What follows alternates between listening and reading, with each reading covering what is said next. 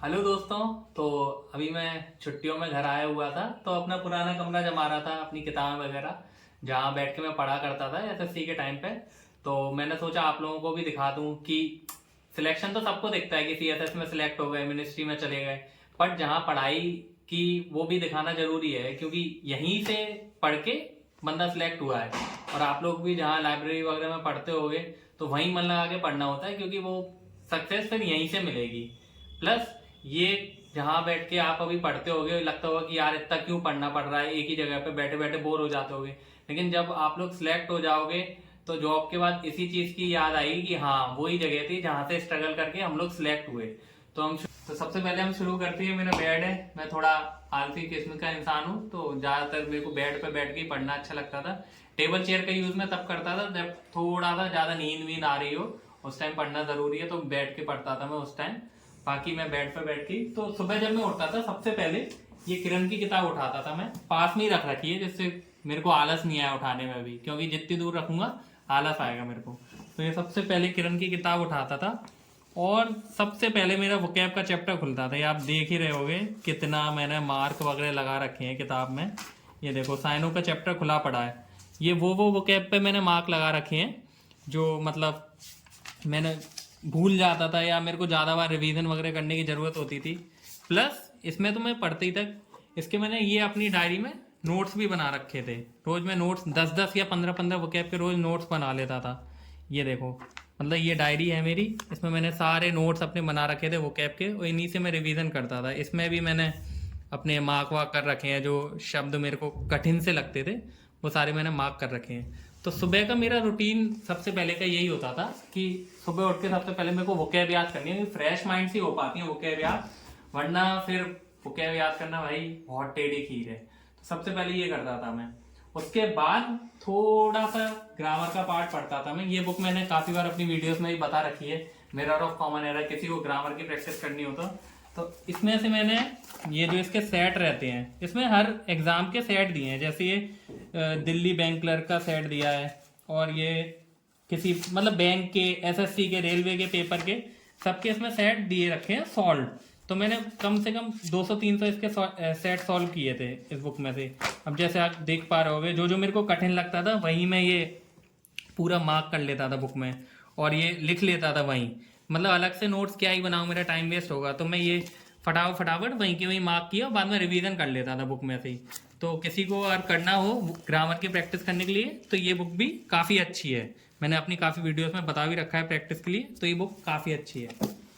अब आते हैं आगे वाले पार्ट पे। ये मैथ की बुक है। मैं हमेशा बोलता हूँ कि कभी भी किसी को प्रैक्टिस करनी हो तो प्रीवियस ईयर मस्ट है, और किरण की बुक पे नाम लेता हूँ मैं। तो ये बुक मतलब वो है जिससे मैंने काफ़ी सारी प्रैक्टिस कर रखी है मैथ की। मतलब जो टीचर शीट वगैरह देते थे वो तो मैं सॉल्व करते ही था, इसमें मेरे मार्क भी लग रखे हैं कि ये क्वेश्चन मुझे टफ लगता था, ये मुझे बार बार करना है, मैंने स्टार लगा रखा है उन क्वेश्चंस पे। तो मतलब ये आप भी अपना सकते हो। जैसे मैंने टाइप 1 किया किसी चीज़ का, फिर मैंने सारे सवाल सॉल्व कर लिए, और मैं फिर उन क्वेश्चन पे मार्क कर लेता था जिन्हें मुझे दोबारा करना है। इसके बाद मैं पूरी बुक सॉल्व नहीं करूंगा, ये जिन क्वेश्चन पे मार्क लगाए मैं सिर्फ वही क्वेश्चन सॉल्व करता था, वरना पूरी बुक सॉल्व करने में फिर से उतना ही टाइम लगेगा। मैंने मार्क लगा लिए, ये क्वेश्चन मुझे नहीं आता था तो बस ये मैं दोबारा कर लूंगा। अब कुछ और बुक दिखाता हूँ मैं। अब जैसे ये एसपी बख्शी की बुक है, मतलब मैं भी एक टाइम पे एस्पिरेंट ही था, तो सारी बुक खरीदने का शौक मुझे भी था। पर ये बुक मैं लाया तो था, मतलब अच्छी बुक है, मैंने थोड़ी बहुत पढ़ रखी है, पर मैंने उतनी नहीं पढ़ी है ये। तो थोड़े बहुत मतलब मैंने भी बाकी एस्पिरेंट जैसे किया है कि सारी बुक ला के रख ली, पढ़ी ही नहीं। तो ठीक है, मेरे को अच्छा लगता था कि यार ठीक है, नहीं पढ़ी तो नहीं पढ़ी, बस ये है कि प्रीवियस ईयर की बुक आप अच्छे से ही पढ़ना, क्योंकि सिलेक्शन प्रीवियस ईयर से ज़्यादा होता है। तो अगर ऐसे किसी बुक में पैसे डाल दिए आपको नहीं लग रही है रेलेवेंट, तो कोई दिक्कत नहीं है, आपका जो सोर्स है उसी पर भरोसा रखें। अब आते हैं मेरे स्टडी टेबल वाले पार्ट पे। तो जब बहुत नींद आती थी या पढ़ने का मन नहीं होता था तो भाई टेबल पे बैठ के पढ़ लेता था मैं, क्योंकि फोकस भी अच्छा होता है टेबल पे, प्लस नींद भी रुक जाती है। तो टेबल पे बैठ के पढ़ता था। अब मैं आपको अपने थोड़े से नोट्स दिखाऊंगा जो मैंने यहाँ बैठ के मतलब अपने अपने सब्जेक्ट के बनाए थे। जैसे मेरी इंग्लिश 1 की कॉपी है, मैंने इंग्लिश की 2 कॉपी बनाई थी ग्रामर की, इंग्लिश 1 और इंग्लिश 2। तो इसमें जैसे ये मैंने बनाए हैं टेंस के नोट्स हैं, ये प्रेजेंट कंटिन्यूअस वगैरह। तो मतलब नोट्स वगैरह बना के रख लेता था मैं। इनसे क्या है, एग्ज़ाम टाइम पे रिवीजन में बहुत हेल्प मिलती है। अब जैसे इंग्लिश 2 की कॉपी है, ये मेरी प्रोनाउन से ही शुरू हो रही है, तो ये मैंने प्रोनाउन वगैरह सारे मतलब नोट्स मैंने बहुत अच्छे से बनाए थे।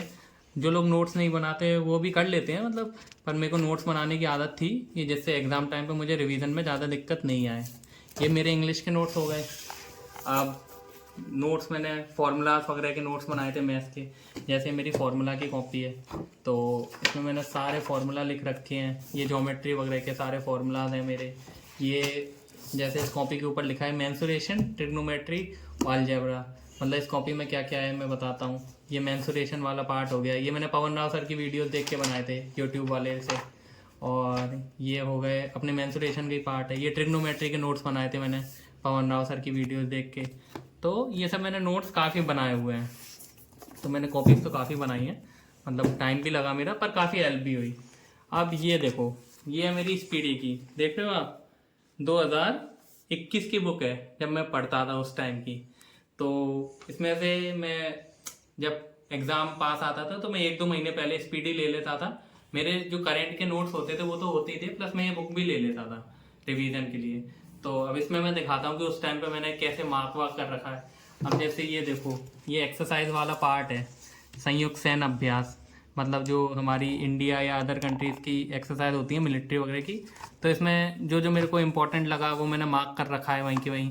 ये अपना मैंने ये चिपका रखा है अलग से, जो जो इस किताब में नहीं था वो भी मैंने अलग से, जिसमें कन्फ्यूज़न होता था, ये मैंने उल्टा एक ये भी चिपका रखा है। जो जो यूएसए के साथ कॉमन थी जो जो एक्सरसाइज वो मैंने लिख रखी हैं। तो ऐसे मैं खुद की कुछ कुछ क्रिएटिविटी करता रहता था जिससे मेरे को हेल्प होती रहे। अब ये देखो, पूरी किताब मतलब रच सी दी है, तो इससे अंदाज़ा लग सकता है कि मैंने करंट अफेयर पे बहुत मेहनत की थी। वो एसएससी में करंट अफेयर का बहुत वेटेज होता है, इसलिए मैंने अच्छे से पढ़ा था ये सब भी। बाकी रीजनिंग के लिए मैंने ज़्यादा कोई बुक यूज़ नहीं की थी। ये वाली बुक है, ये मेरी दीदी ने खरीद के दी थी मुझे, तो मैंने इसी से प्रैक्टिस कर ली थी रीजनिंग की। और जो सुमित गोयल सर की शीट होती थी वो तो मैं लगाती था, और प्रीवियस ईयर क्वेश्चन भी टेक्स्ट बुक वगैरह के मॉक से हो जाता था। बाकी इस बुक में से किया है मैंने, जैसे नंबर सीरीज वगैरह का ये पार्ट मैंने इसी बुक में से किया है। तो काफ़ी हेल्पफुल बुक थी, इसमें बैंक वगैरह के भी क्वेश्चन दिए हैं अच्छे लेवल के, तो इस बुक से हो गया था मेरा। और ये अब तो खैर टीयर 3 ख़त्म हो गया है। उस टाइम पर जब टीयर 3 में लिखना पड़ता था तो ये अरिहंत की बुक लाया था मैं, 151 ऐसे की, ये पढ़ी थी मैंने टीयर 3 के लिए भी, मतलब आधी से ज़्यादा किताब पढ़ी ही थी। इसमें भी काफ़ी सारा मार्क करके रखा होगा मैंने। जैसे उस टाइम कोविड हॉट टॉपिक था तो मैंने कोविड का पढ़ा था, और बाकी जो जो हॉट टॉपिक थे वो मैंने इसमें से पढ़ रखे हैं। तो ये बुक ने भी मेरी काफ़ी हेल्प की। इंग्लिश में लिखा था मैंने उस टाइम ऐसे, तो इस बुक ने भी मेरी काफ़ी हेल्प की। तो ये मैं लाया था अपने टीयर 3 के पार्ट के लिए। बाकी यही सब था मेरे रूम में, ये बेड पे बैठ के पढ़ता था या फिर टेबल पे बैठ के।